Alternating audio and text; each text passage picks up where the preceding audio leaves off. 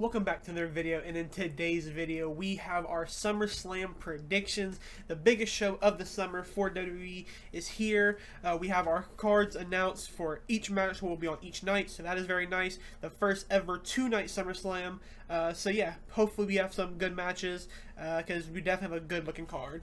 Yeah, I'm really loving the look of this card. There's a lot of things that I think they could do some tricky, sneaky things with and kind of surprise the audience and everyone at home with surprise wins and things of that nature. So yeah, I'm excited for SummerSlam. I think it'll be a good one. Yeah, let's kick things off with night one, and we're going to kick off things with the newest match that got added, which was Sami Zayn taking on Karrion Kross in the rubber match. There's now 1-1 between the two, now finishing it more than likely here at SummerSlam. Who do you got?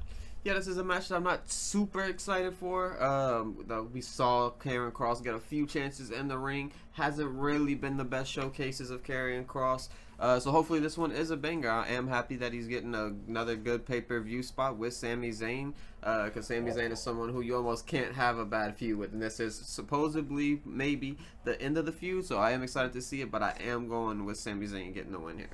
Yeah, for this one, I don't really know where there is the obviously goal after this. Obviously, Sami Zayn has taken a little bit of a backseat to world title aspirations right now to deal with Karrion Kross. But for Kross, I don't know where he goes from this. It doesn't feel like even if he wins here, he goes to go on for an Intercontinental title shot or even a world title shot. So I don't know what the plan is. So I will also go with Sami Zayn because overall, let's be honest, I don't think we should have Karrion Kross beating outright Sami Zayn in a feud. So yeah, even though it has been a solid program between these two, hopefully Sami Zayn walks out on top. And then next up, we have our celebrity tag team match where we have Randy Orton teaming up with Jelly Roll to take on Drew McIntyre and Logan Paul. Who do you got for this one? Yeah, this is kind of a weird one. Obviously, the rumors are that this was Travis Scott's match that they were going to do at Money in the Bank, but things fell apart between the WWE and Travis Scott, and then Jelly Roll came in and kind of filled that position. So yeah, a very interesting match, to say the least here. Obviously, Logan Paul has a lot of, doubters and people who like him, people who don't like him. You kind of fall on either side of the fence with him. And then Jelly Roll is going to be the new person who people will do the same thing with. But I do think that this will be, it'll be a fun match, I think. Logan Paul being in it. Drew McIntyre always has cool moments. Jelly Roll's going to have a cool moment. And then it's Randy Orton. But I will go with the babyface team of Randy Orton and Jelly Roll. Yeah, for this one, kind of like what you said, I don't personally have too high of expectations for this match. Obviously, with Jelly Roll being in the ring, I don't know what to expect. Maybe he comes out and he is one of the top big guys in professional wrestling, or he is just another celebrity entering a WWE ring. But for this one, I'm gonna go with Drew McIntyre and Logan Paul, just because I hope Drew McIntyre gets this and then gets rewarded down the line. Maybe he is the person to get the retirement match with John Cena, or whatever the rest of the year has entailed for Drew McIntyre. So hopefully he walks out with the win here to get to some bigger things for the rest of the year. Yeah, one of 3 tag team matches on the night, because the next one is the Judgment Day taking on Charlotte Flair and Alexa Bliss. So yeah, this has been a really good run from the Judgment Day and a really good story between Charlotte and Alexa Bliss. So who do you have for that one? Yeah, for this one, I feel like we are going to get some type of downfall in a way of the Judgment Day in here, and I'm going to have Charlotte Flair and Alexa Bliss come out with the win here. I think the belts kind of need maybe a little bit of a fresh look. Whether Alexa and Charlotte hold it for a long time, I don't think that matters too much, as long as they kind of do something that matters. And with them two being who they are, it's definitely going to get a lot of TV time, hopefully, and just be some good TV throughout SmackDown and when they do come over to Raw.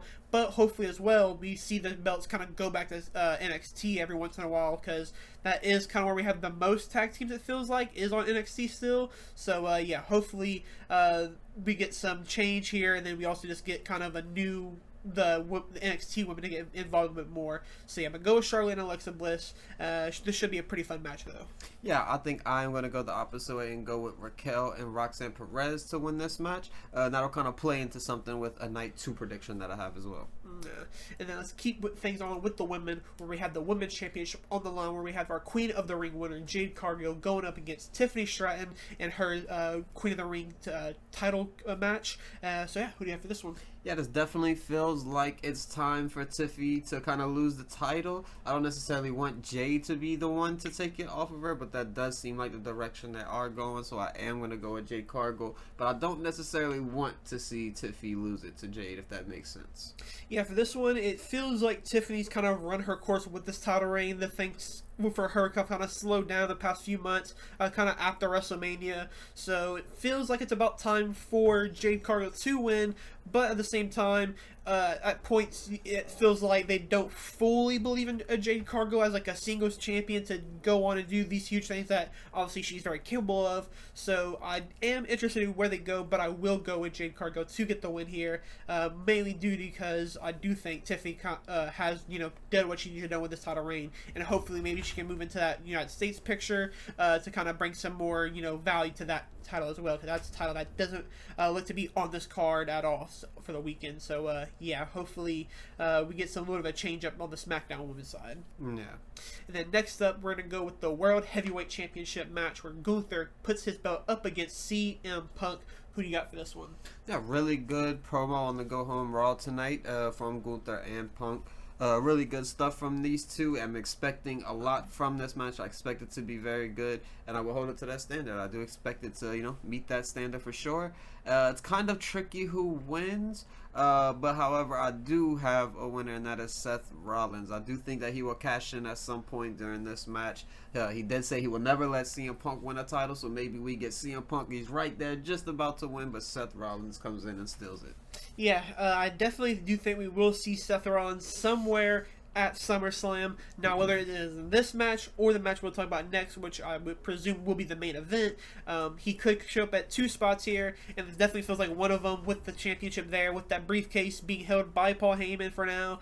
So, yeah, I definitely think Seth Rollins is a very capable outcome here, but for somebody who is in this match, I will go with Gunther to retain here. Although I would love CM Punk with one last world title reign, I think Gunther still has some time left with this belt because it still feels like we haven't got things going. Obviously, this is his first feud. That's like a real feud. We had the Pat McAfee stuff and the Goldberg stuff, so now that we got some real Gunther graps, hopefully this isn't the end of something that we're just getting started. So yeah, we'll have the Ring General to retain.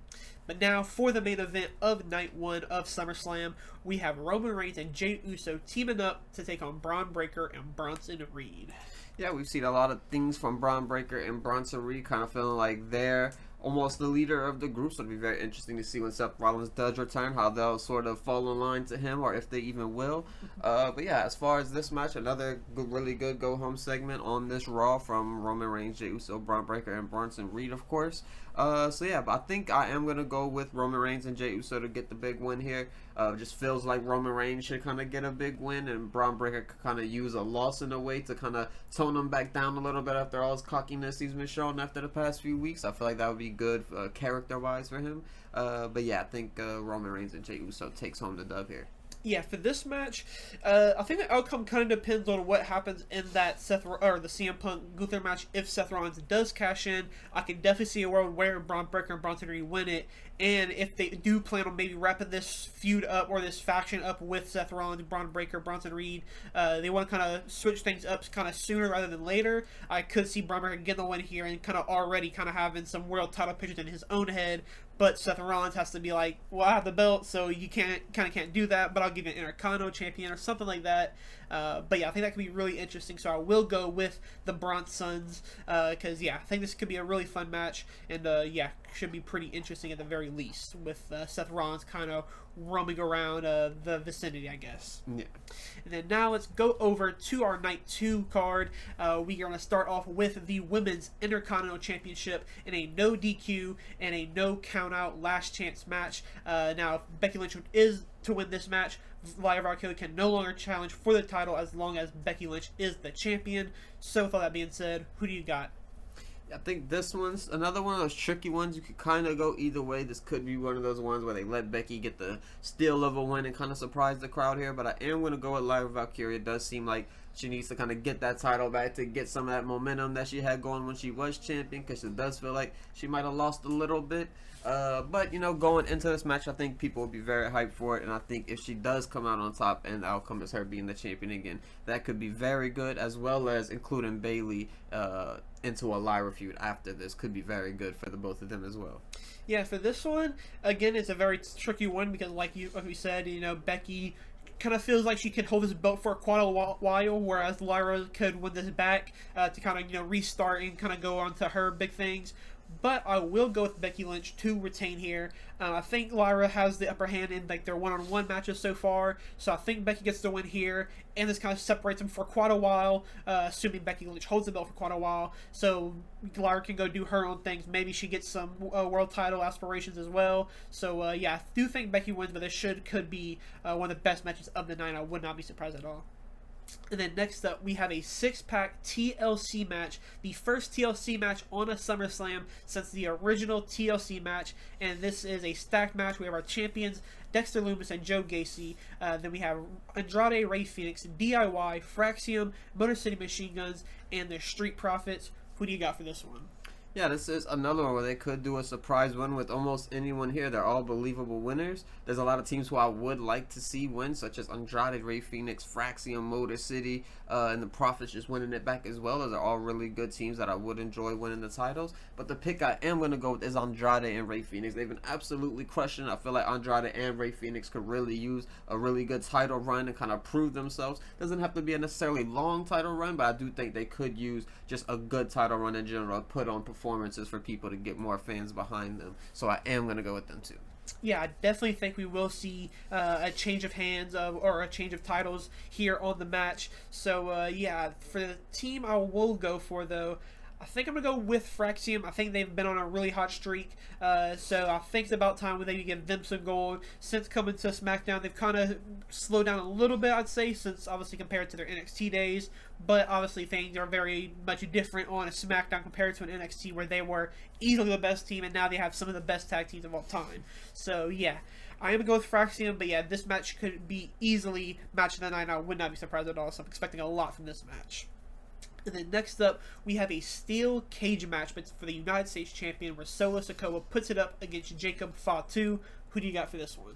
Yeah, this is another match that I don't necessarily have like a high level of excitement for. However, so I have been liking Solo's run. He's been a very good kind of comedy relief / super serious character with the bloodline and everything, so it's kind of like a fine line that he does between the two, and I've really been enjoying it. However, I am going to go with Jacob Fatu getting a big win, and I do think the match will be probably pretty good. There's a steel cage match. There's a lot of, obviously, history between the two. There's a lot of people who could be involved and jump in. Obviously, steel cage matches are known for supposedly keeping people out, but there's always people who come in the steel cage matches. So I do expect that trend to stay with this match, and Hikuleo get involved, or whoever it may be comes and gets involved here.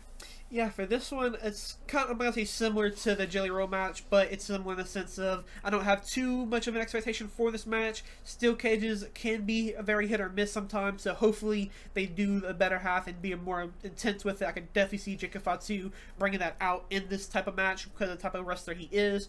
But I do agree that I have Jacob Fatu winning here. I think it's about time we switch the belts back to what it should be, and we kind of split things up between these two. It's been quite a while now, and yeah, I want Jacob Fatu to kind of do bigger things that's not bloodline related. So yeah, hopefully this match does deliver, because I definitely think it can.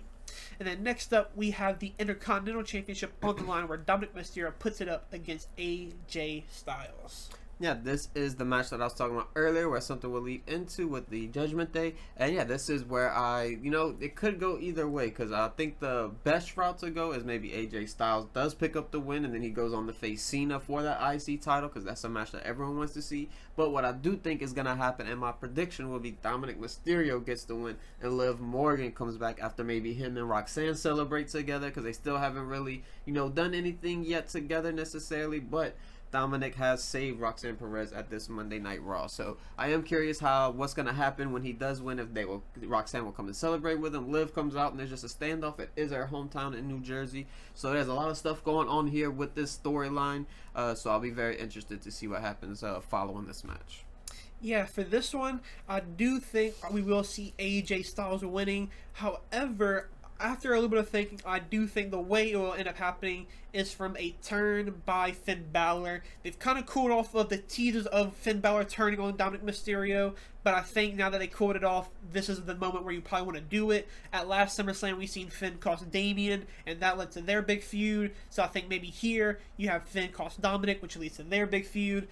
So yeah, I think it could be a very interesting match. There's definitely a lot of ways you can go with it. Whether we do see Liv Morgan here or in that women's tag team match should be very interesting. So yeah, the Judgment Day stuff is always going to be a lot of possible scenarios. So it's always interesting to see what route they actually do go down. So yeah, it should be pretty fun.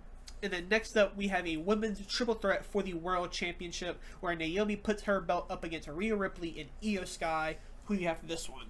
Yeah, this is once again another one of those tricky matches where it kind of could go either direction. As much as I would hate to see Naomi lose her title so soon, it does seem believable that she could lose the title this soon. It kind of would make sense in story and just in everything in general, because Io is Io Sky and Rhea Ripley is Rhea Ripley, is two of the best women versus one of the best heels in the business. So I guess we'll see how that goes apart, but I think I will go with maybe Io Sky winning it back once again, because I do think that Rhea Ripley will be winning the title when it comes to Perth a little bit down the line this year. But yeah, this is a very tricky one. I don't know who is necessarily going to win, but I will go with Io Sky for my prediction.